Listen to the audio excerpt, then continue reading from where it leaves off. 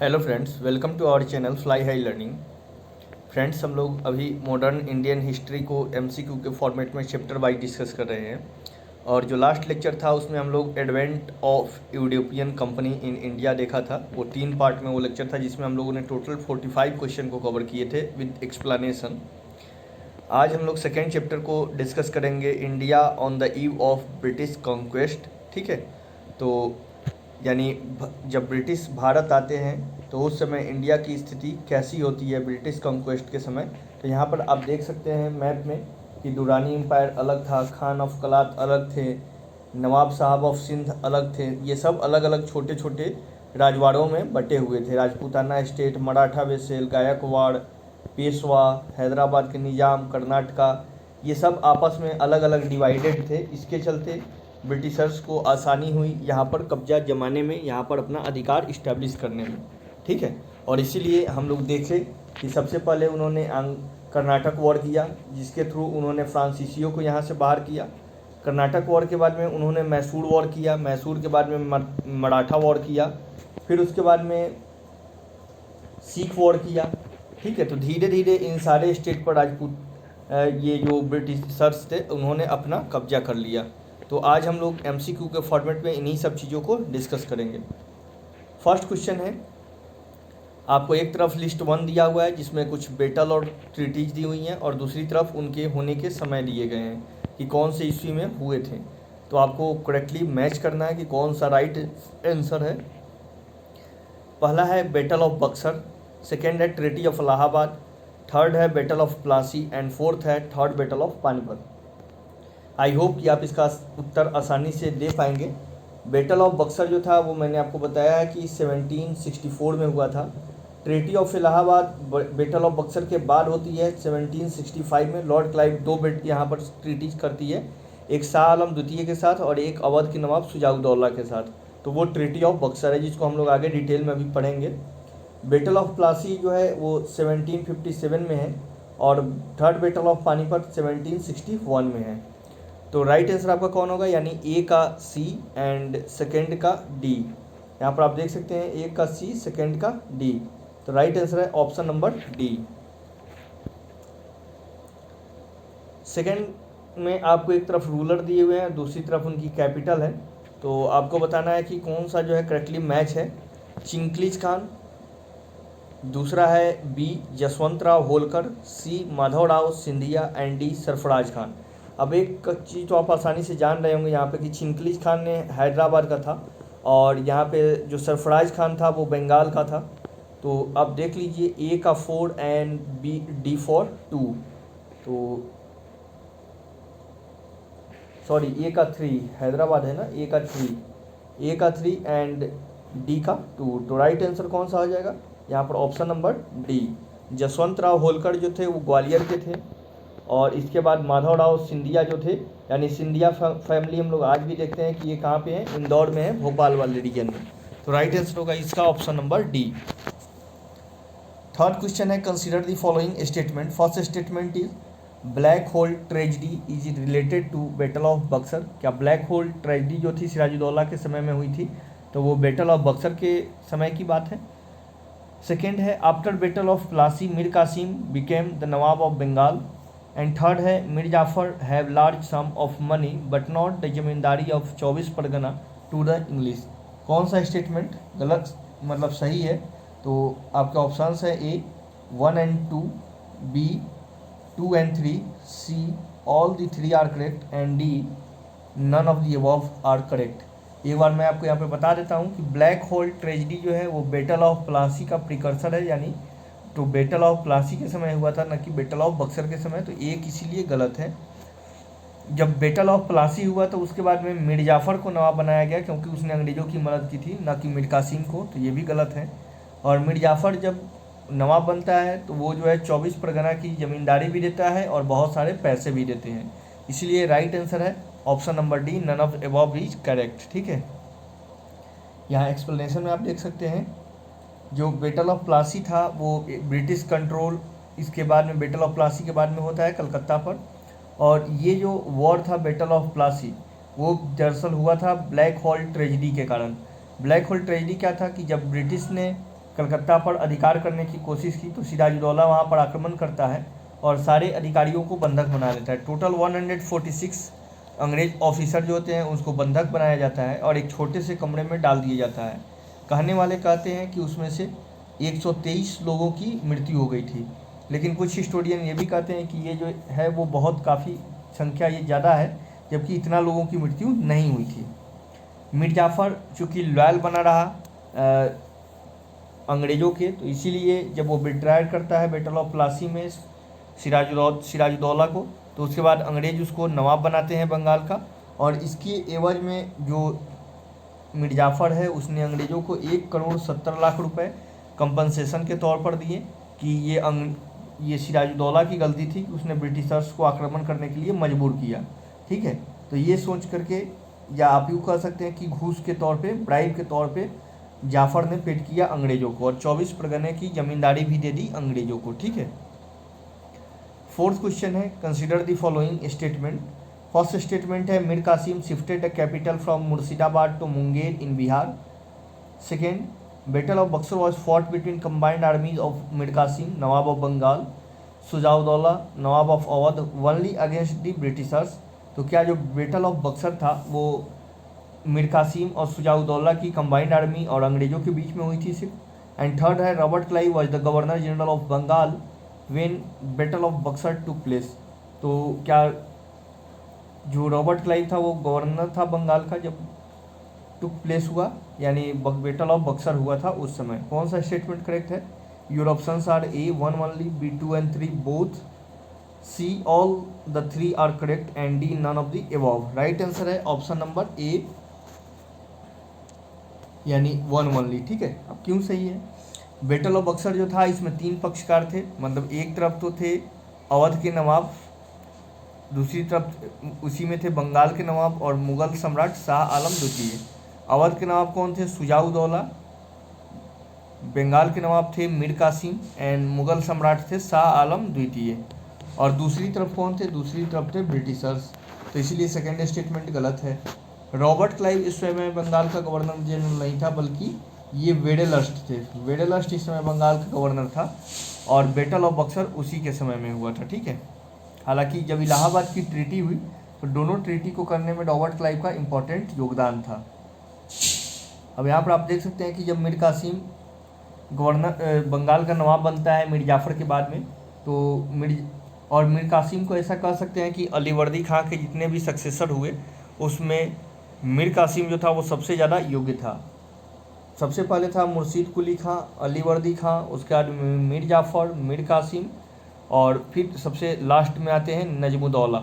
ठीक है, तो जो मीर कासिम था वो सबसे ज़्यादा ट्रस्टवर्दी और एबल सक्सेसर था अलीवर्दी खां का। जब मीर कासिम नवाब बनता है तो उसने अंग्रेज़ों से अपना पीछा छुड़ाने के लिए अपनी कैपिटल को मुर्शिदाबाद से मुंगेर इस्टेब्लिश किया। मुर्शिदाबाद जो था वो बंगाल में था, जबकि मुंगेर जो है वो बिहार का एक ज़िला था, बिहार का एक प्रांत था।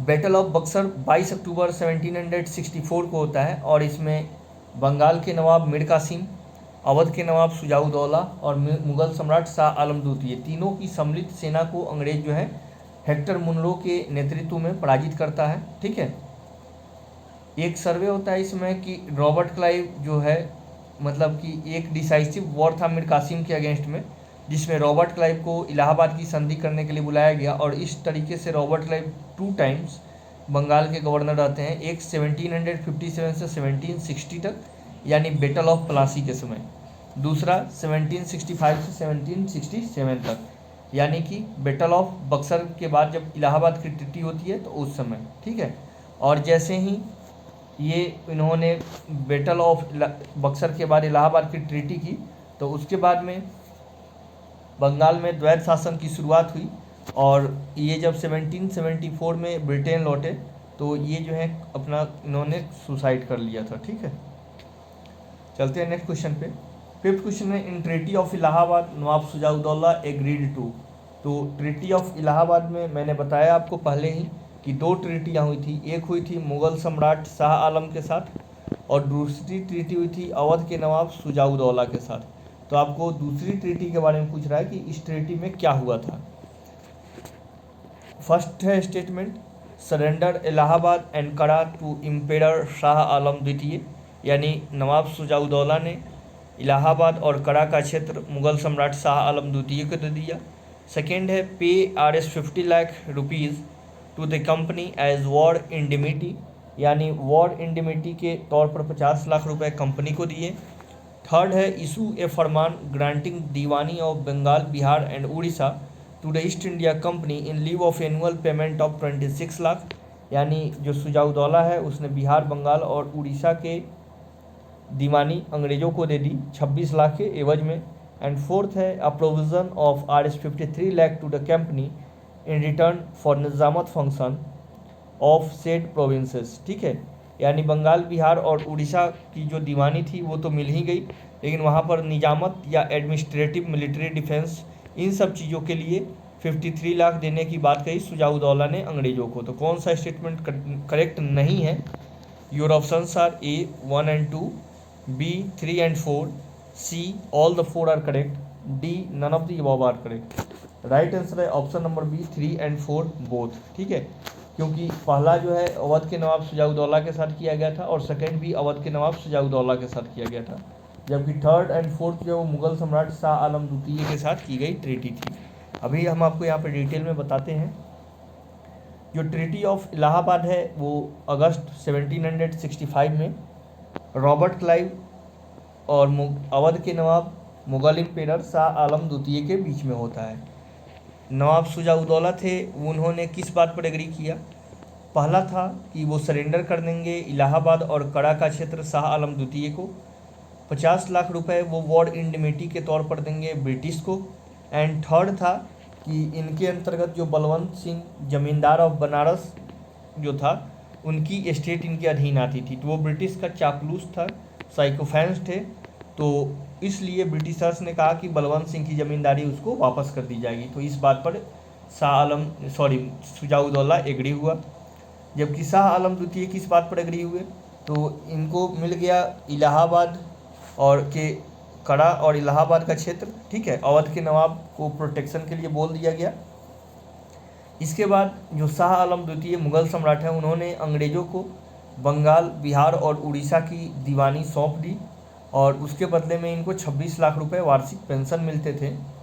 बदले में अंग्रेज़ों ने कहा कि ठीक है, लेकिन इन क्षेत्रों हम 26 लाख रुपए तो देंगे, लेकिन इन क्षेत्रों पर जो निजामत का अधिकार होगा, निजामत की क्रियाएं होंगी, निजामत फंक्शन होंगे, जैसे military, defence, police, administration, justice, इन सब के लिए मुगल सम्राट को 53 लाख रुपीज़ देने होंगे ब्रिटिश को, ठीक है। तो ये आप प्रोविज़न याद रखिएगा। चलते हैं नेक्स्ट क्वेश्चन पे। 6th क्वेश्चन है, consider the following statement in respect of dual system of government in Bengal. Bengal में जो द्वैत शासन प्रणाली की शुरुआत हुई उसके बारे में आपको बताना है कि कौन सा स्टेटमेंट करेक्ट है। फर्स्ट है, the rule of the two refers to the rule of company and the nawab, यानी यहाँ पर जो ड्यूअल सिस्टम में जो दो दिखाता है वो कंपनी के शासन और नवाब के शासन को दिखाता है। सेकेंड है, the rule of the two refers to the rule of company and British crown.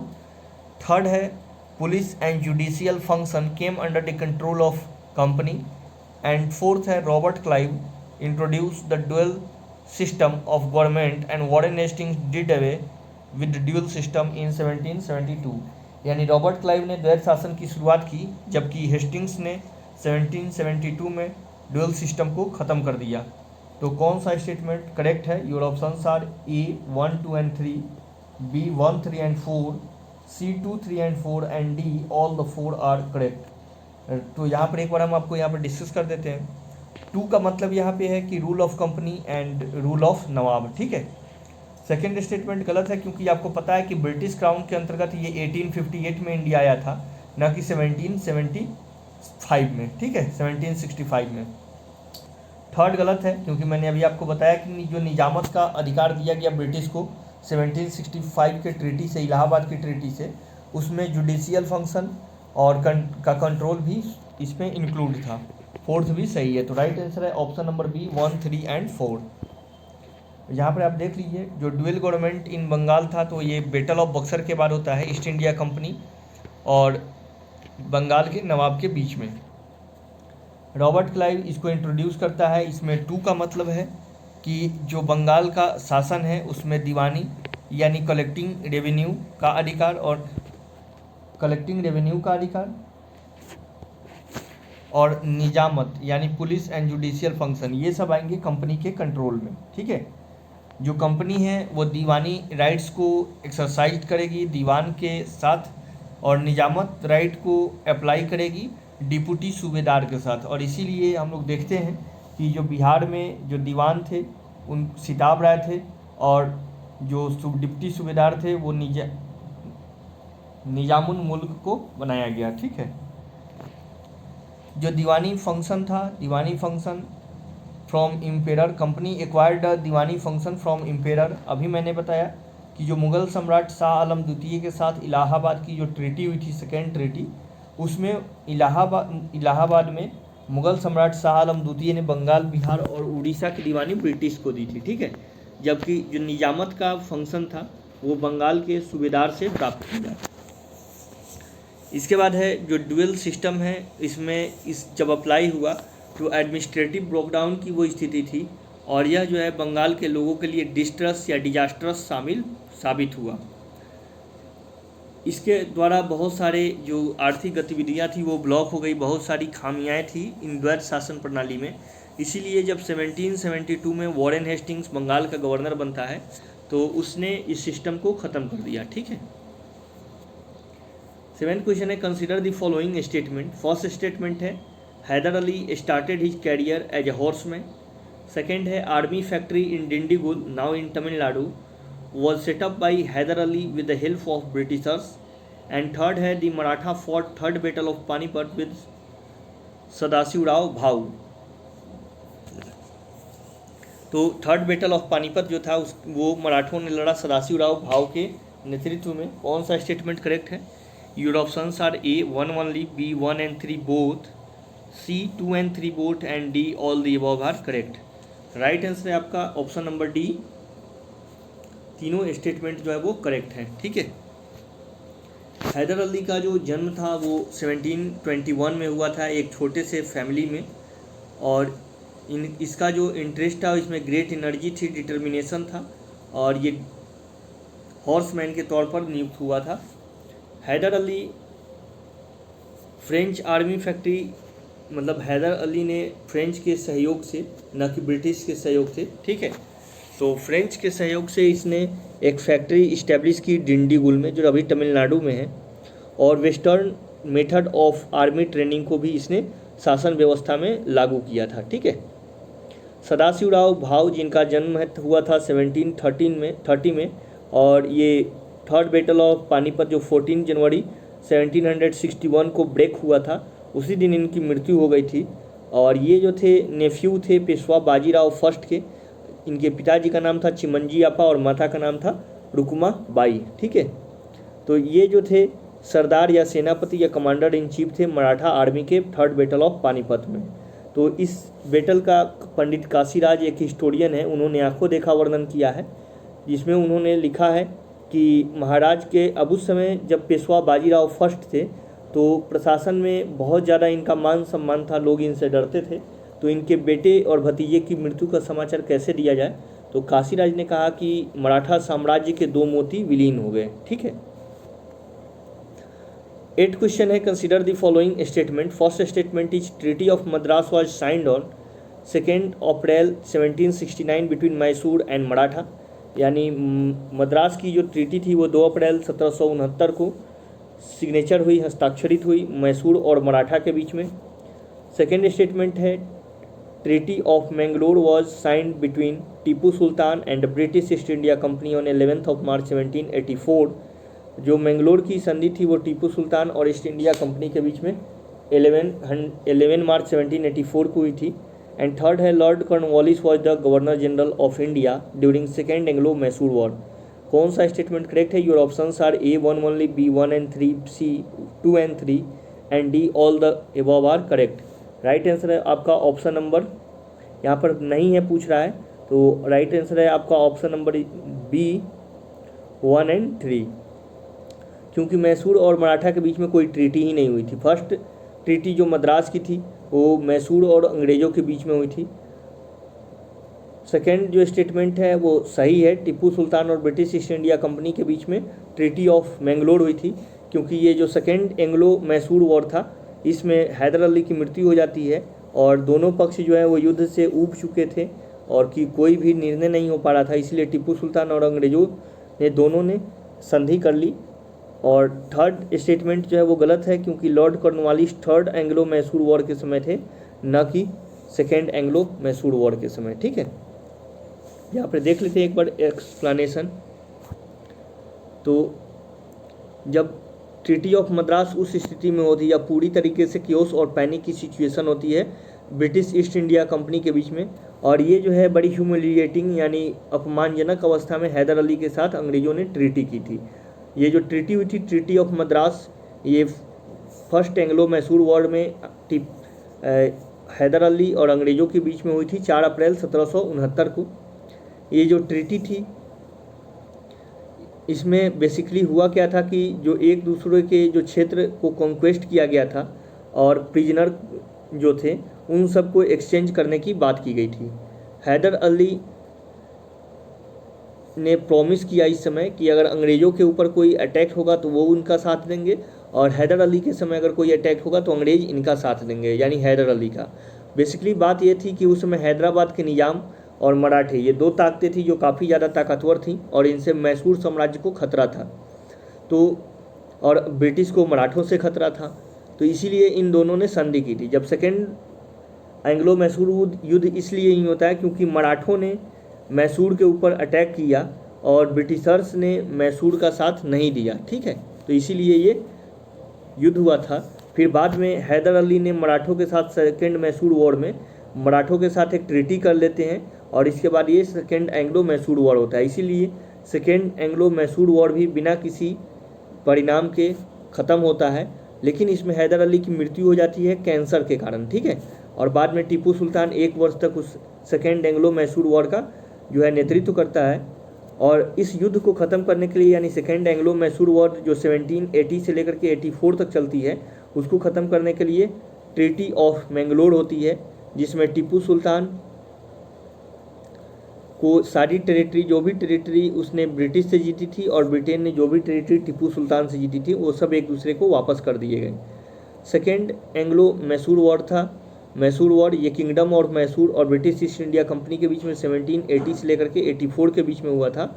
और उस समय बंगाल का जो गवर्नर था या ब्रिटिश गवर्नर जो था वो वॉरेन हेस्टिंग था, न कि कॉर्नवालिस। ठीक है, तो इसको आप याद रखिएगा। चलते हैं नेक्स्ट क्वेश्चन पे।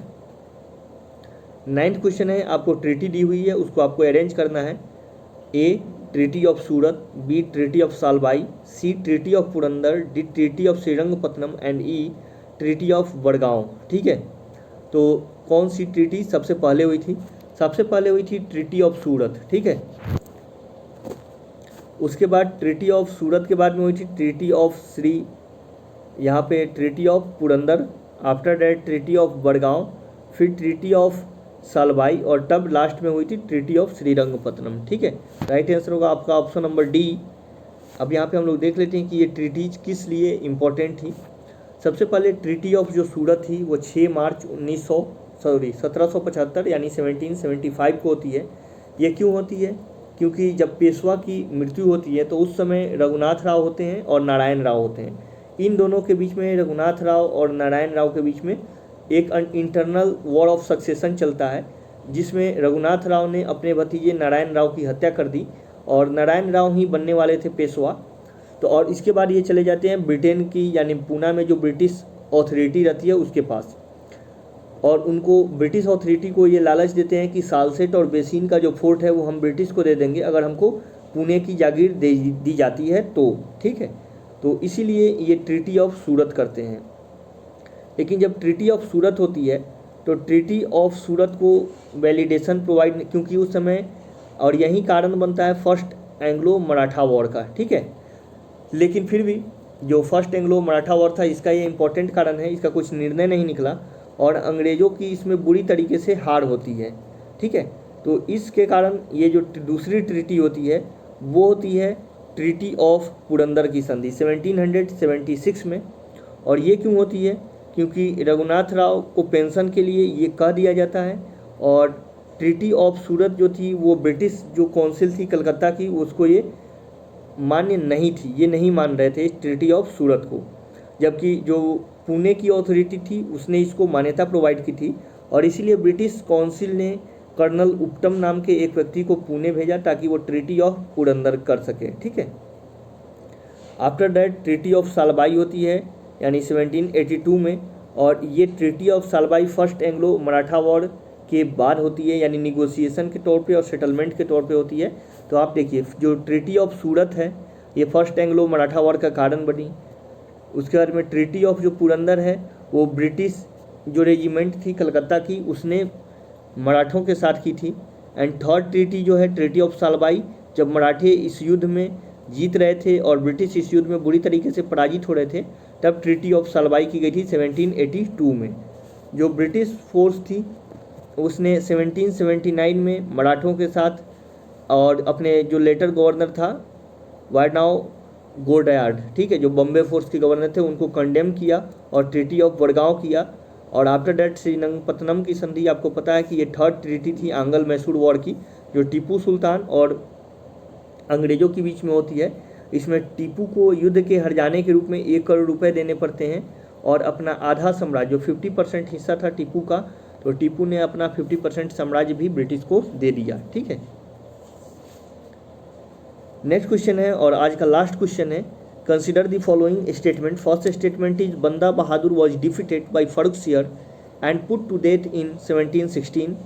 जो बंदा बहादुर थे इसको फर्रुखसियर ने पराजित किया एंग्लो सिख वॉर के समय और 1716 में इसको मौत की सज़ा सुनाई गई, मृत्यु की सज़ा सुनाई गई। सेकेंड है 1799 Ranjit Singh was appointed as the governor of Lahore by Zaman Shah the ruler of Afghanistan, यानी 1799 में रंजीत सिंह को लाहौर का गवर्नर नियुक्त किया गया जमुना शाह द्वारा, और जमुना शाह कौन थे, वो था रूलर ऑफ अफगानिस्तान। थर्ड है Ranjit Singh agreed to sign the treaty of Amritsar 25 April 1809 with the company. तो रंजीत सिंह अमृतसर की ट्रीटी करते हैं अंग्रेजों के। एक्सप्लेनेशन को देख लेते हैं, यहाँ पे आप देख सकते हैं। जब लास्ट सिख गुरु थे उनका नाम था गुरु गोविंद सिंह, और इनकी जब हत्या होती है तो उसके बाद में सिखों का ये जो सेक्शन था उसका नेतृत्व कर रहे थे बंदा बहादुर। ठीक है, और इन्होंने मुग़लों के अगेंस्ट रिवोल्ट किया और उस समय जो मुग़ल इम्पीरियर था वो था बहादुर शाह। ठीक है, 1715 में बंदा बहादुर को फर्रुखसियर डिफीट करता है और 1716 में उसको मौत की सज़ा सुनाई जाती है। जिस समय रंजीत सिंह लाहौर और अमृतसर में थे तो उस समय पूरा का पूरा अफ़गानिस्तान एक सिविल वॉर में लड़ रहा था। 30 सालों तक ये वो सिविल वॉर चला और इसी स्थिति का फ़ायदा उठाकर रंजीत सिंह ने आयरन और ब्लड एंड आयरन की पॉलिसी अपनाई और अपने आप को पंजाब का रूलर डिक्लेयर किया।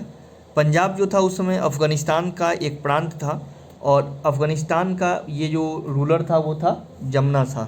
ये पंजाब जो प्रोविंस है लाहौर प्रोविंस की बात की जा रही है, और 1799 में जो लाहौर प्रोविंस को सीज कर लेते हैं रंजीत सिंह, और 1805 में ये एक ट्रीटी करते हैं 1805 में ये एक्वायर्ड कर लेते हैं जम्मू एंड अमृतसर को। जो लाहौर थी वो सिखों की पॉलिटिकल कैपिटल थी और अमृतसर जी थी वो रिलीजियस कैपिटल थी। तो 1805 तक जो था रंजीत सिंह रिलीजियस और पॉलिटिकल दोनों कैपिटल को अपने अंदर अधीन कर लेते हैं।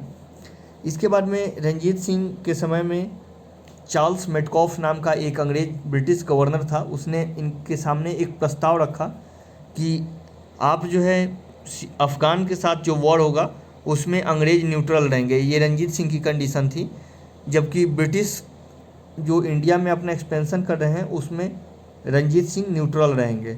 और दूसरी बात कि जो रंजीत सिंह का साम्राज्य था उसमें इंटायर पंजाब और मालवा का रीजन आएगा, लेकिन ब्रिटिश इस बात पर एग्री नहीं हुए और ये ट्रीटी जो थी निगोसिएशन फेल हो गई। फिर बाद में 25 अप्रैल 1809 को फिर एक ट्रीटी होती है जब नेपोलियन का खतरा इंडिया पे लगने लगता है, क्योंकि टीपू सुल्तान आपको पता है 1799 तक जब फोर्थ एंग्लो मैसूर वॉर होता है तो टीपू सुल्तान नेपोलियन को आह्वान देता है कि आप इंडिया में आइए और ब्रिटिश साम्राज्य से इसको मुक्त कीजिए, हम आपका साथ देंगे। और उधर जो है फ्रांस में सप्तवर्षीय युद्ध इस समय चल रहा है ब्रिटेन और फ्रांस के बीच में, तो इसीलिए जो अंग्रेज थे वही समय डर गए थे और ये निगोशिएशन ट्रीटी पर रंजीत सिंह के साथ सिग्नेचर करते हैं, जिसमें ये कहा गया कि जो इंडस रिवर का क्षेत्र है तो इंडस के वेस्ट में रंजीत सिंह का साम्राज्य होगा, जबकि इंडस के ईस्ट में ब्रिटिश ईस्ट इंडिया कंपनी होगी। ठीक है, तो इसके बाद ट्रीटी ऑफ अमृतसर होती है 1809 को। तो ये था आज का last question. I hope you enjoy this video. Please do like, comment, share and subscribe.